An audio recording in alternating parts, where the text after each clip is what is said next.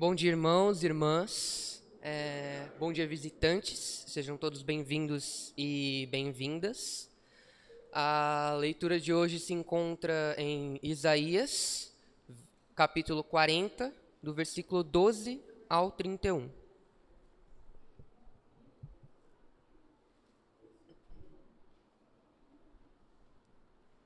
Vou repetir. Isaías, capítulo 40, do versículo 12 ao 31.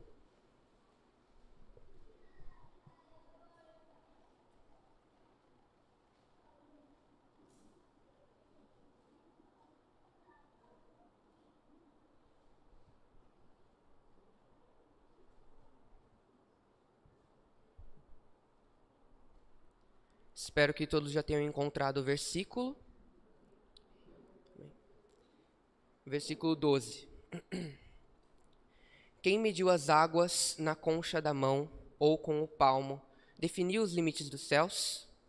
Quem jamais calculou o peso da terra, ou pesou os montes na balança e as colinas nos seus pratos?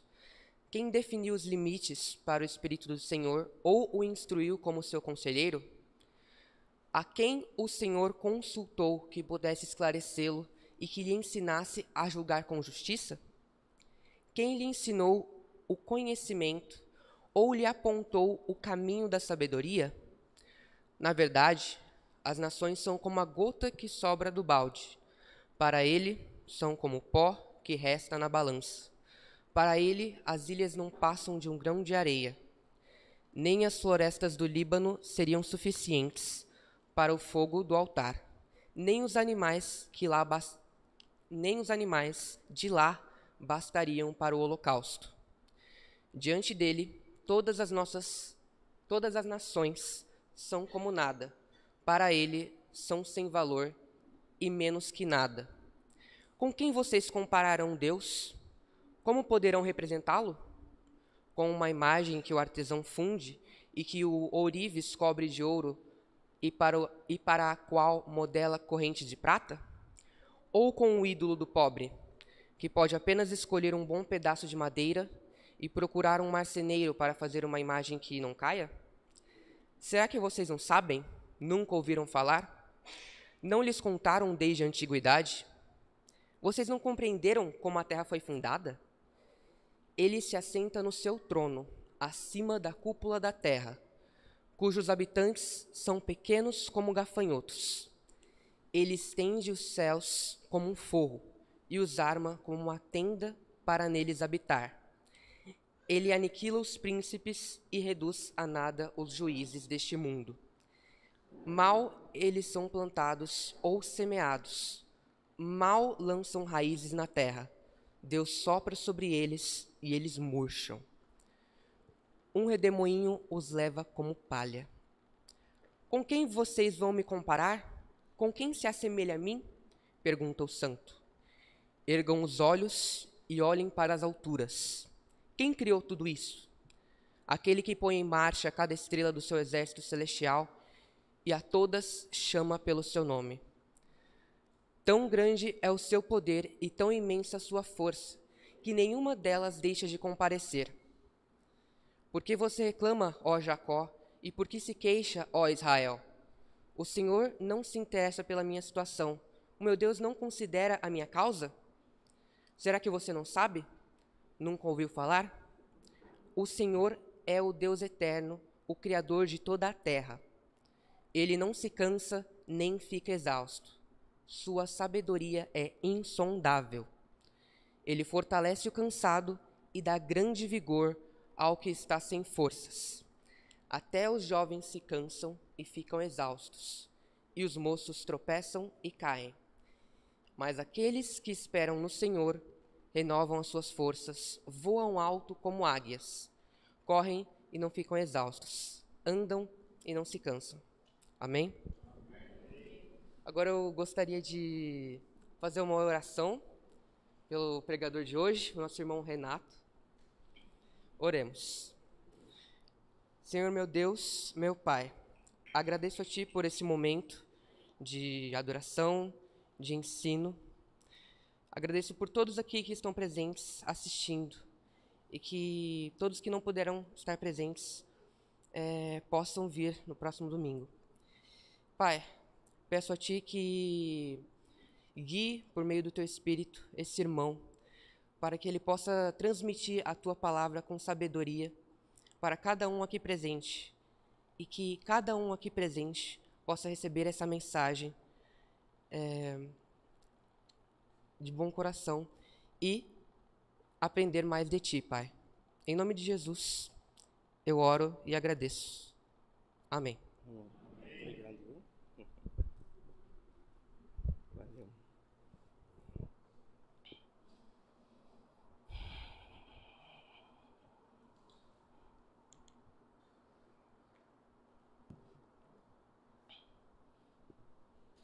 Andrei, eu te vejo como um homem, não como um menino, um instrumento valoroso do Senhor. Permita apenas ser usado. Deus abençoe sua vida, viu? Nossa, como é bonito ver esses jovens, né? Olha só, estou vendo alguns rostos novos aqui. Então deixa eu me apresentar. Meu nome é Renato. Sou casado com a Sandra. E espero que você seja muito bem-vindo. A etiqueta diz que quando a gente se apresenta, você também diz o seu nome. Só que vamos fazer o seguinte: quando terminar o culto, eu vou dar a oportunidade de você mostrar que você realmente é educado. E você vai vir e vai se apresentar a mim. Tá bom? Eu quero te conhecer. Irmãos, vamos começar a mensagem. E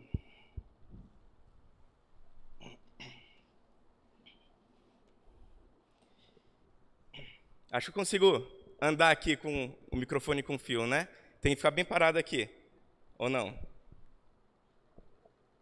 Tá. Ok. Ok. Na faixa, certo.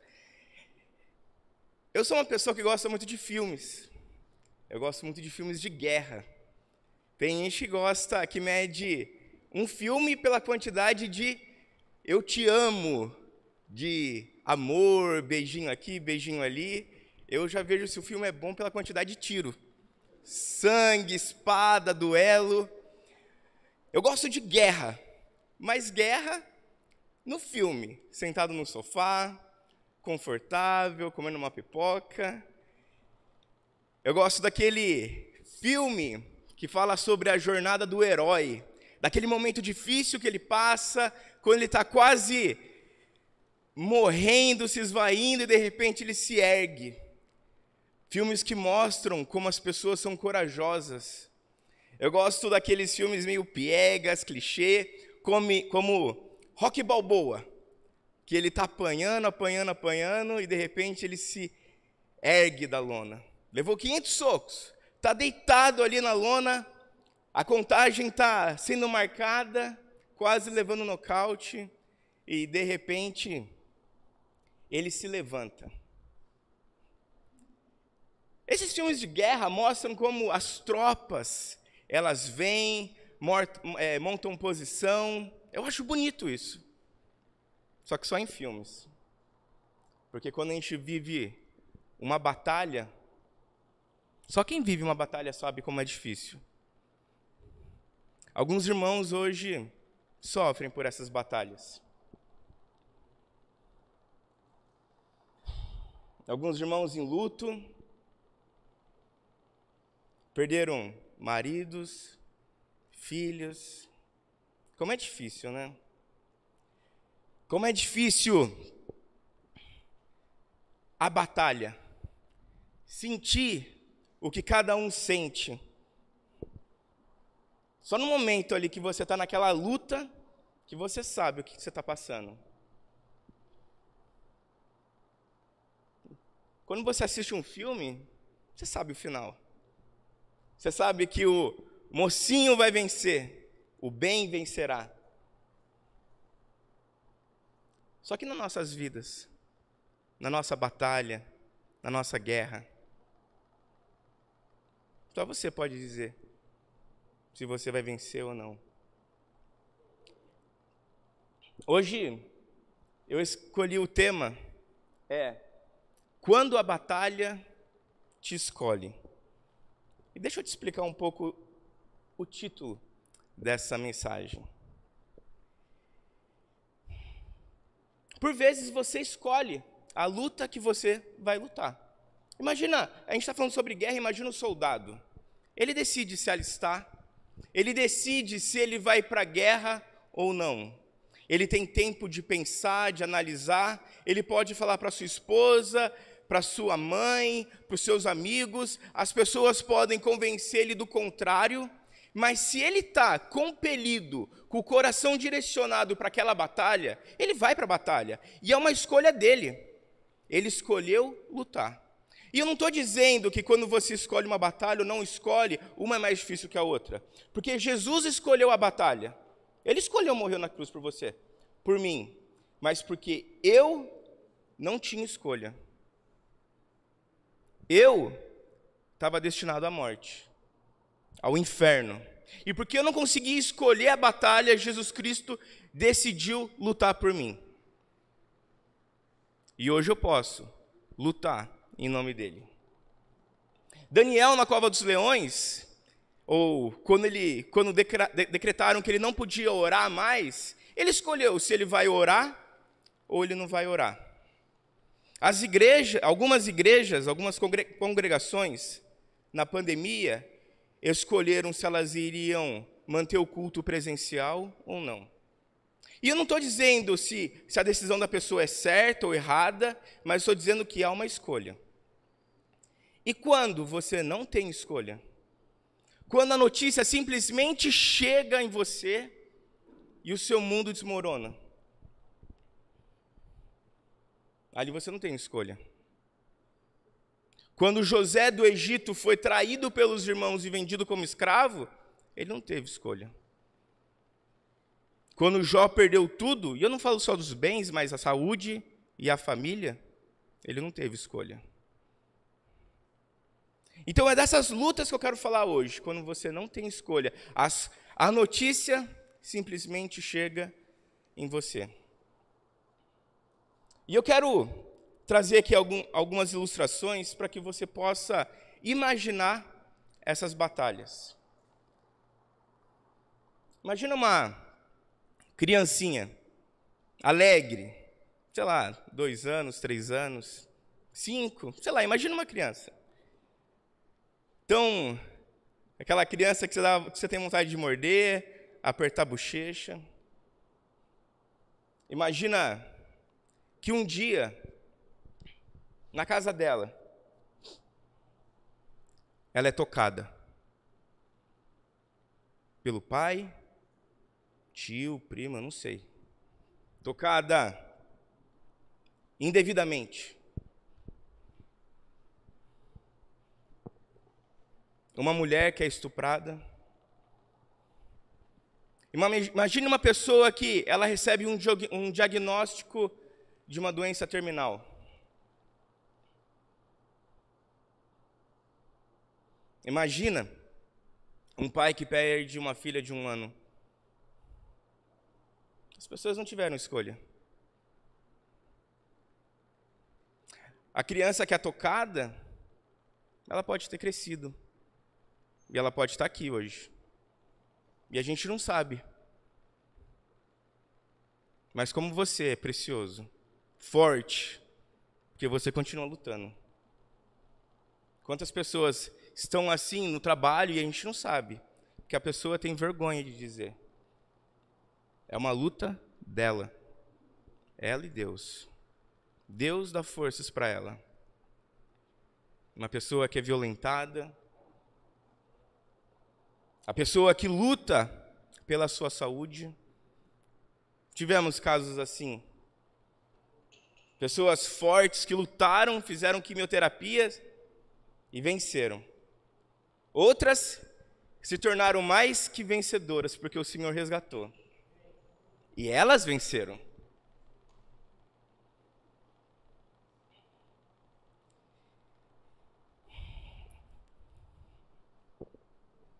E você, meu irmão, você está numa luta, numa batalha? E qual que é o peso dessa batalha para você? A dor, o choro. E nessas lutas, muitas vezes a gente começa a se questionar. Por que, Senhor? Por que isso aconteceu comigo?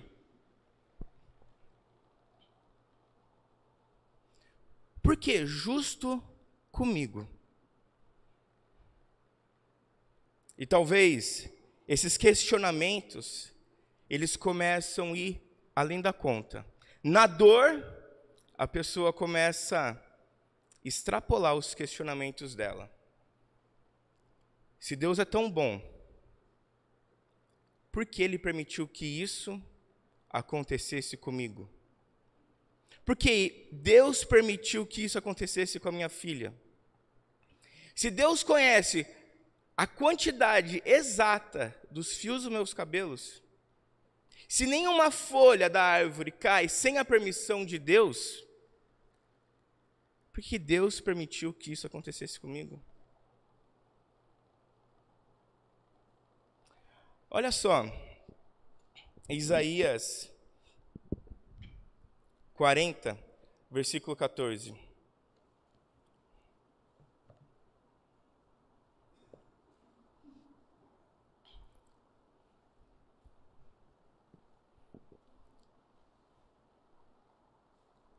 A quem o Senhor consultou que pudesse esclarecê-lo e que lhe ensinasse a julgar com justiça? Quem lhe ensinou o conhecimento ou lhe apontou o caminho da sabedoria? O próximo, Murilo. Na verdade, as nações são como a gota que sobra do balde. Para ele são como o pó que resta na balança. Para ele, as ilhas não passam de um grão de areia. Versículo, se eu não me engano, é versículo 25 agora. 18. Com quem vocês compararão Deus? Como poderão representá-lo? E 25. Com quem vocês vão me comparar? Quem se assemelha a mim? Pergunta o santo. Talvez você se pergunte, por que isso está acontecendo? E francamente, irmão, eu não sei. Eu não tenho resposta. Sabe por quê? Porque não me interessa. Não que eu não estou interessado, mas que Deus fala assim para mim, não te interessa. Quando José foi para o Egito como escravo, ele não sabia por que estava acontecendo aquilo. Jó não sabia por que estava acontecendo. E na dor, quando você está lutando, você está buscando resposta, e muitas vezes você não encontra. Você não entende por que aquilo está acontecendo com você. Você não entende por que Deus está permitindo que aquilo aconteça. Você não está vendo propósito naquilo. E a gente quer julgar e ensinar a Deus como fazer. Mas quem é o conselheiro de Deus? Quem que poderia instruí-lo? Em 1 Coríntios capítulo 2, versículo 16, ele vai citar a mesma passagem de Isaías. E ele vai dizer o seguinte: quem conheceu a mente do Senhor para que possa instruí-lo? E aqui ele traz um versículo novo. E ele diz o seguinte, que, diferente de Isaías, nós, porém, temos a mente de Cristo. E o que eu entendo por isso? Que Jesus Cristo foi fiel até a morte. Não importava o que aconteceria, Jesus Cristo foi fiel. Você pode se perguntar, Senhor, por que o Senhor não ouviu, por que o Senhor não atendeu às nossas orações quando nós oramos pela Marina? Alguns aqui lembram dela.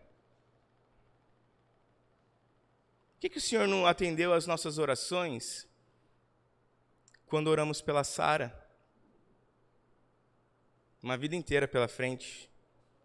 Uma coisa, eu não sei, me perdoe, irmão, mas uma coisa é quando você viveu sua vida, construiu sua família, e a outra é quando você tem uma criancinha, a vida inteira pela frente.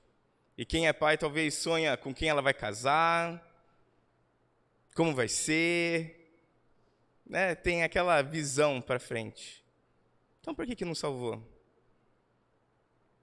E talvez você possa se perguntar, Senhor, por que o Senhor não atendeu a oração de Jesus? Quando Jesus disse, Senhor, se for da tua vontade, afaste de mim esse cálice. Contudo, não seja o que eu quero, mas o que tu queres. Estamos prontos para isso? Não seja o que eu quero, mas o que tu queres. A mente de Cristo é quando eu não faço mais o que eu quero, mas eu obedeço o Senhor, não importa a situação, não importa a condição, eu sou fiel até a morte. Dizem que na guerra, é a guerra que revela realmente, tem até aquele cântico, né? O Anderson vai cantar esse cântico, mas ele diz o seguinte, né? Eis formados já malignos batalhões. Então você imagina um batalhão do mal descendo contra você para te aniquilar. E daí o cântico ele continua, revelai-vos hoje, bravos campeões. É na guerra que revela os campeões, que revela os bravos, os fortes, os corajosos. Os homens, esses filmes que eu falei para você, normalmente retratam o homem, e o homem quer ir para a guerra, quer se alistar, quer fazer as coisas. Só que muitos, quando chegam na hora ali, se acovardam. Vocês já assistiram Até o Último Homem? Excelente.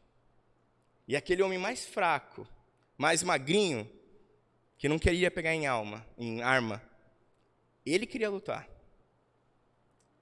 Numa batalha não é o seu músculo, a sua força que dita, mas é aqui, ó, é a sua mente. Ou melhor, a sua fé no Senhor. Quando você vai para uma guerra, né, e não é por experiência própria não, mas é o que dizem. Graças a Deus, né, irmãos? O Brasil não precisa enfrentar, pelo menos ainda não sei se um dia a gente vai viver isso, espero que não, mas onde os homens têm que ir para uma guerra e dar sua vida pela nação. Mas dizem que a guerra, ela te consome aos poucos. O ambiente da guerra te consome. Primeiro você leva o susto, já começa a ver os tiros assim vindo em cima de você, bomba. Só que depois, você começa a ficar cansado. Você não tem mais voltar para casa, tomar aquele banho quentinho, relaxar, desligar, né? Pensa no trabalho, desligar do trabalho, dormir e acordar com energia para o próximo dia. Na guerra você quase não dorme. Imagina você sendo consumido ali, com pouco sono, pouca comida. Tem gente que se não almoçar às 5 horas da tarde está gritando, está rugindo. Na guerra você está só na ração. Então você vai sendo consumido aos poucos. Agora imagina a sua guerra. Se você está no seu ambiente de trabalho e você volta para casa e no momento que é para você relaxar, você está ouvindo a voz do seu chefe gritando com você. Pessoas querendo causar intriga e te colocar em maus lençóis. Puxar seu tapete. Imagina você com os traumas que você viveu e aquilo ainda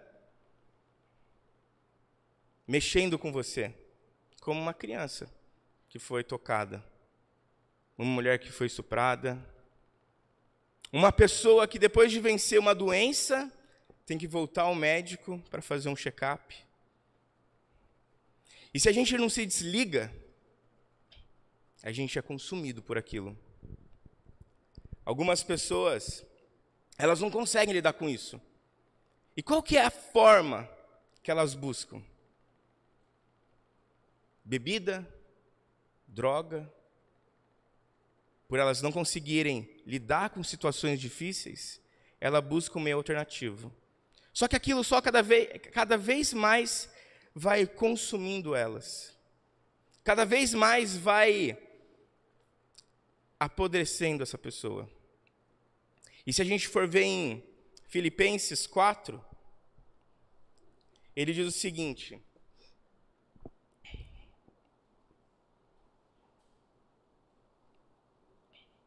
Filipenses 4, versículo 4.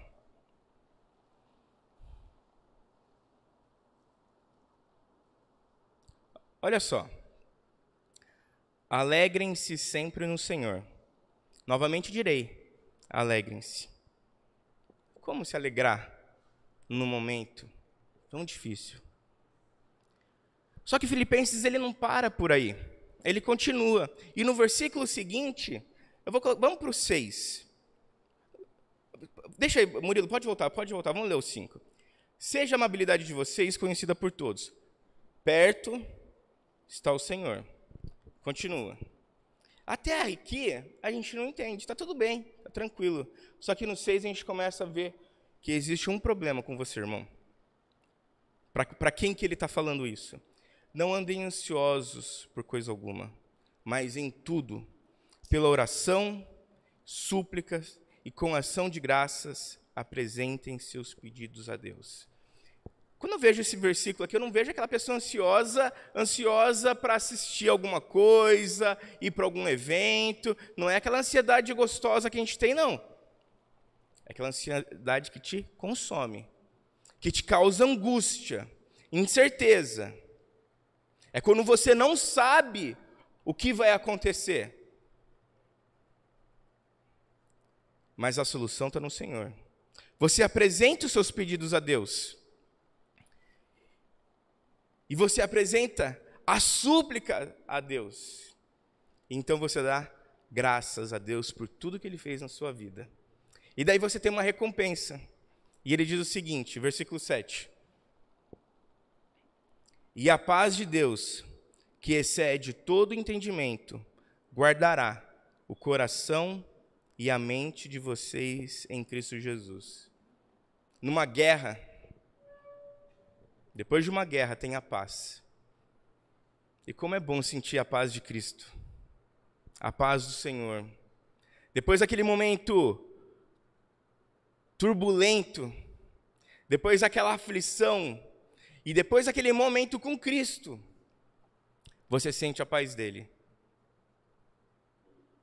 A gente vive as nossas batalhas, mas nós vivemos também a nossa paz em Cristo. Dizem que, a Bíblia tem um salmo que diz que o choro pode durar uma noite, mas o riso vem pelo amanhecer. E em Isaías, se a gente voltar lá, ele diz o seguinte, olha lá, Isaías 40.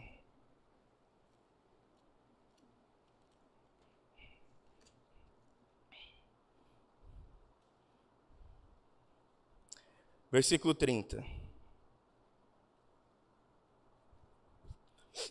Até os jovens se cansam e ficam exaustos, e os moços tropeçam e caem.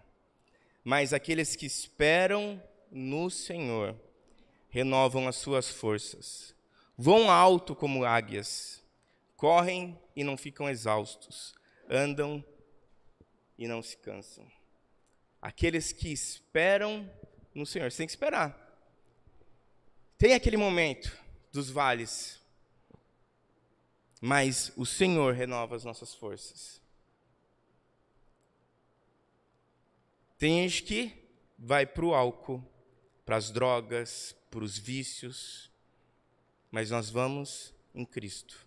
É Cristo que dá as nossas forças, que nos fortalece, que nos renova. Enquanto a guerra vai te consumindo, o Senhor ele vai te dando energia. Tem uma história, eu não sei se eu vou saber contar muito bem, mas ela diz o seguinte, que tinha um reinado, e o rei, ele decidiu fazer um concurso e as pessoas tinham que apresentar uma pintura. E a melhor pintura que apresentasse a paz seria o vencedor. E vários pintores famosos apresentaram seus quadros. E teve quadro que apresentou a pomba, simbolizando o símbolo da paz, o arco-íris representando a aliança de Deus com os homens, várias coisas bonitas, né? O pôr do sol. E teve um que foi interessante, que era um quadro que representava uma tempestade. E todo mundo ficou intrigado, porque justamente esse quadro que representava a tempestade foi o vencedor. E as pessoas perguntaram, por que é esse quadro, que é a tempestade, que é o vencedor, que está representando a paz? Olha só, as árvores meio que quase se dobrando, caindo, a gente consegue ver aqui os ventos, a água aqui do rio a gente consegue ver tudo turbulenta. E daí ele falou o seguinte, é que vocês não estão vendo. Olha aqui, repara bem. Tinha a cachoeira, e do lado da cachoeira era uma montanha ali, aquelas rochas, sabe? Você consegue visualizar? Aquela rocha que pega do lado da cachoeira. E tinha uma brecha, uma fenda entre a rocha. E ali tinha um ninho de passarinho. E ele estava bem tranquilo com os filhotinhos ali. E daí o rei disse o seguinte, que apesar da tempestade, esse passarinho encontrou a paz.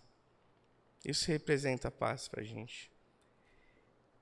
Que apesar das tempestades, a gente encontra paz em Cristo. Vamos orar, irmãos? Santo Deus, Pai maravilhoso, digno de louvor. Pai, clamamos a Ti que o Senhor tenha recebido esse culto como essa mensagem, como um aroma suave, Senhor. Que o Seu nome seja exaltado sempre. Dê forças, Pai, para aquelas pessoas que estão passando por batalhas hoje, Senhor. Conforte aquelas pessoas que estão em luto, porque sabemos que o Senhor, Pai, concede paz a quem Te procura. Louvado seja o Teu santo nome. Amém. O Anderson vai dirigir um cântico agora, e é aquele que eu mencionei. Preste bem atenção na letra.